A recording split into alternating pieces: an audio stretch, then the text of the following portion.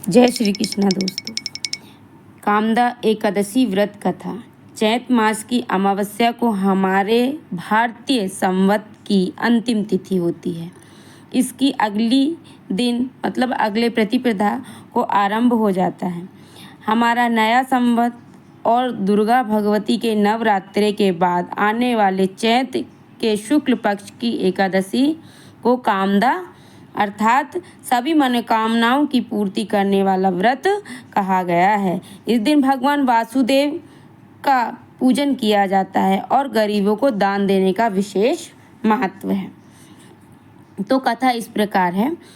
पुलकित मन से भगवान श्री कृष्ण को कोटि कोटि नमस्कार करने के बाद धर्मराज युधिष्ठिर ने भगवान कृष्ण से प्रार्थना की, हे महाराज, आप मेरी आपसे चैत मास के शुक्ल पक्ष की एकादशी के नाम, महत्व, पूजन विधान आदि के बारे में विस्तार पूर्वक जानने की इच्छा है।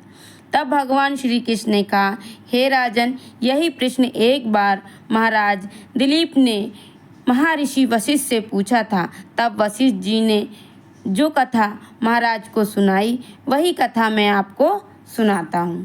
बहुत समय पहले की बात है। रतनपुर नामक एक नगर पर अनेक ऐश्वर्यों से युक्त पुंडरीक नाम का एक राजा राज्य करता था। रतनपुर नगर में अनेक अप्सरा, किन्नर तथा गंधर्व वास करते थे। उसमें ललित और ललिता नामक पति पत्नी भी थे। उन दोनों में अत्यंत स्नेह था। थोड़े समय के लिए भी अलग होते ही वे दोनों अत्यंत व्याकुल हो जाते थे।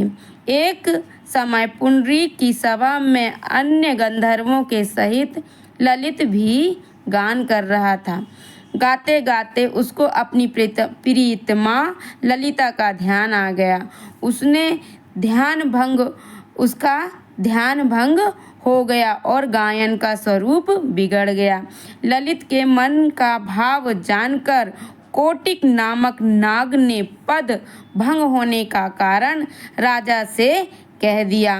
तब पुंडरीक ने क्रोधपूर्वक कहा कि तू मेरे सामने गाता हुआ अपनी स्त्री का स्मरण कर रहा है, अतः तू कच्चा मांस और मनुष्यों को खाने वाला राक्षस बनकर अपने किए कर्म का फल भोग।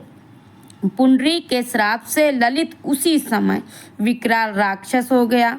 उसका मुख अत्यंत भयंकर, नेत्र सूर्य और चंद्रमा की तरह तथा द्रप्तित तथा मुख से अग्नि निकलने लगी। सिर के बाल पर्वत पर खड़े वृक्षों के समान तथा भुजाएं अत्यंत लंबी हो गईं। इस प्रकार उसका शरीर 8 योजन लंबा हो गया। राक्षस बनकर वह अनेक प्रकार के दुख भोगते हुए जंगलों में भटकने लगा। अब तो उसकी स्त्री ललिता भी अत्यंत दुखी होकर उसके पीछे पीछे भटकती रहती और तरह तरह से विलाप करती रहती। वह अपने पति के उद्धार का उपाय भी सोचती रहती। एक दिन ललिता अपने पति के पीछे पीछे चलते हुए विंध्याचल पर्वत पर श्रृंगी ऋषि के आश्रम तक पहुंची। श्रृंगी ऋषि ने ललिता को देखकर पूछा, हे देवी, तुम कौन हो और यहाँ किस लिए आई हो? ललिता बोली, मुनिवर, मेरा नाम ललिता है। मेरा पति राजा पुंडरीक के श्राप से भयंकर और विशालकाय राक्षस बन गया है। इसका मुझे बहुत दुख है। मेरे पति के उद्धार का कोई उपाय बतलाइए। ऋषि बोले, गंधर्व कन्या, अब चैत शुक्ला एकादशी आने वाली है। इसका नाम कामदा एकादशी है। उसका व्रत करने से मनुष्य के सब कार्य सिद्ध होते हैं। तुम कामदा एकादशी का व्रत करके उसके पुण्य को अपने पति को दे दो। राजा का श्राप भी अश्वमेघ शांत हो जाएगा और तेरा पति शीघ्र ही राक्षस योनि से मुक्ति को प्राप्त होगा। चैत्र शुक्ला एकादशी आने पर ललिता ने व्रत किया और द्वादशी को ब्राह्मणों के सामने अपने व्रत का फल अपने पति को देती हुई भगवान से प्रार्थना करने लगी, हे प्रभु, मैंने जो यह व्रत किया है उसका फल मेरे पति देव को प्राप्त हो, जिससे वह राक्षस योनि से मुक्त हो जाए। एकादशी का फल देते ही उसका पति राक्षस योनि से मुक्त होकर अपने पुराने स्वरूप को प्राप्त हुआ और अनेक सुंदर आभूषणों से युक्त होकर ललिता के साथ विहार करने लगा। इसके पश्चात वे दोनों एक दिव्य विमान में बैठकर स्वर्गलोक को चले गए।